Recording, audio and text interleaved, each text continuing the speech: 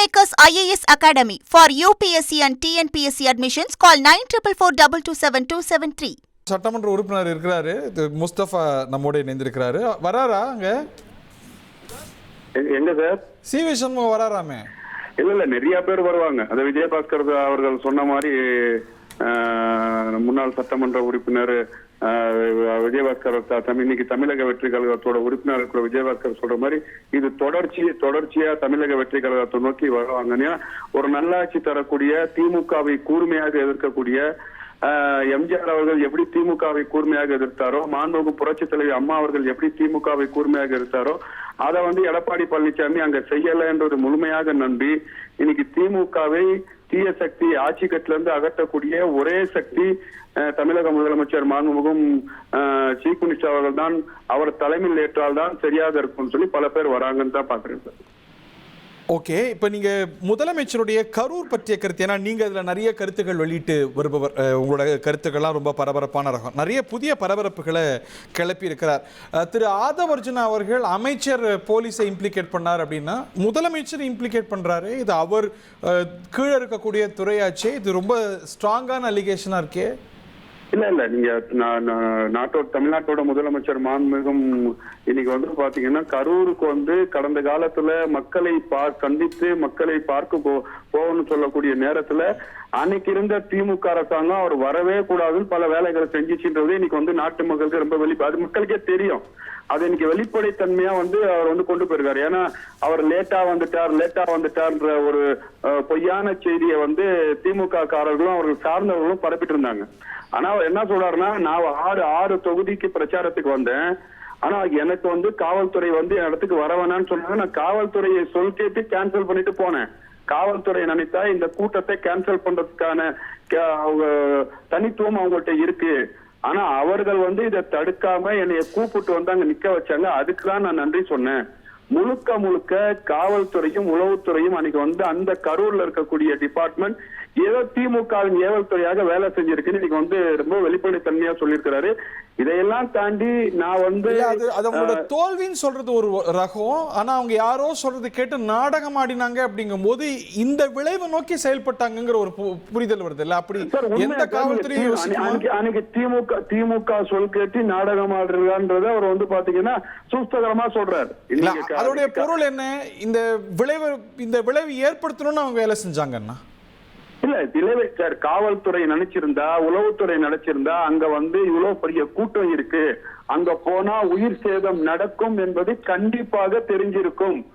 ஏன் தடுக்கல? கடந்த முறை நடக்கிற பிரச்சாரத்துல தடுக்கிறாங்க, இப்ப ஏன் தடுக்கல? என்னைய கூட்டம் நிப்பாட்டுறாங்கன்னு சொன்னா நான் நம்பி வந்துட்டேன். இன்னைக்கு ஒரு பெரிய உயிர் பலியாயிருக்கு. இதுக்கு யாரு காரணம்? மக்கள் மன்றத்துல நீதி கேட்கிறார். மக்கள் ரொம்ப தெளிவா இருக்கிறாங்க. இதையெல்லாம் தாண்டி என்னை பாத்தீங்கன்னா கரூர் சம்பவத்தை செஞ்சுட்டு ஓடிட்டாரு மறைஞ்சிட்டாருன்னாங்க. ஆனா அன்னைக்கு நான் வீட்டுல இருந்துதான் வீடியோ போட்டேன். இன்னைக்கு நான் உங்களை அன்னைக்கே பாக்கணும்னு நினைச்சா எங்களுக்கு முழுமையான பாதுகாப்பு கொடுக்கல. கொடுத்த கல்யாண மண்டபத்தை கூட பாத்தீங்கன்னா ஏதோ 3 அடி 4 அடி செவுறு கொடுத்தாங்க. அதையும் தாண்டி அவர் கூப்பிட்டு நான் பார்த்தேன்.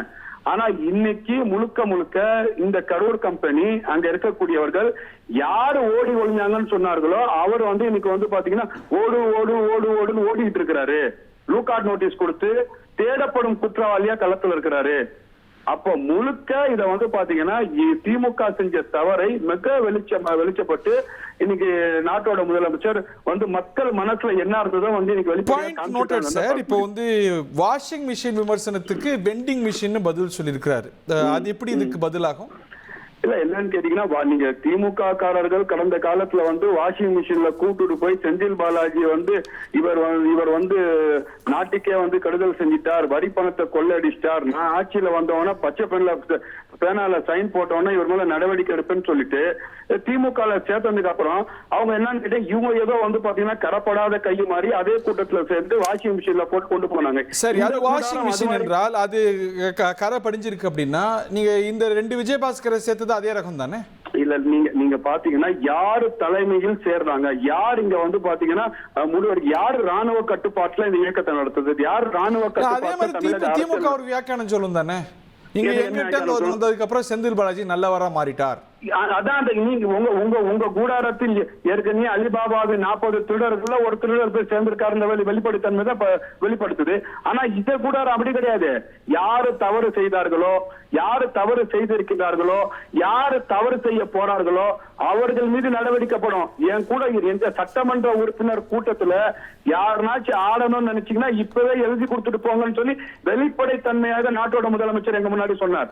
அப்போ என் கிட்ட வரும்போது நீங்க யாரா முன்னாடி எப்படி வேணா இருந்துக்கோங்க, நீங்க முன்னாடி வந்து தீவிரா இருந்துக்கோங்க, முன்னாடி வந்து நீங்க மக்கள் வரி பணத்தை கொள்ளடிச்சதா இருந்துக்கோங்க, அதுக்கு நீங்க நீதிமன்றத்துல கண்டிப்பா பதில் சொல்லி ஆக வேண்டிய கடமையில இருக்கிறீங்க. ஆனா என் அமைச்சரவையில் வந்தால், என் சட்டமன்ற உறுப்பினராக வந்தால், என் தமிழக அரசியலவையில வந்து நீங்கள் அரசியல் பொறுப்புக்கு வந்தால் மக்கள் பணத்து மேல கை வைக்க கூடாது. யாரா இருந்தாலும் தூக்கி வீசுவேன்றதா ராணுவ கட்டுப்பாடு. ஒரு முக்கியமான மெசேஜாக எந்த மட்டத்திலையும் ஊழலை ஊக்குவிக்காதீங்க, லஞ்சம் கொடுக்காதீங்க அப்படின்னு சொல்வது ஒரு இதற்கு முன்னாடி ஒரு முதலமைச்சர் நம்ம சொல்லி கேட்டதில்லை. அது ஒரு ரொம்ப ஒரு முக்கியமான மெசேஜ் இல்லையா? எந்த மட்டத்திலையும் ஊழல் லஞ்ச லாவண்யம் டாலரேட் பண்ணப்படாது.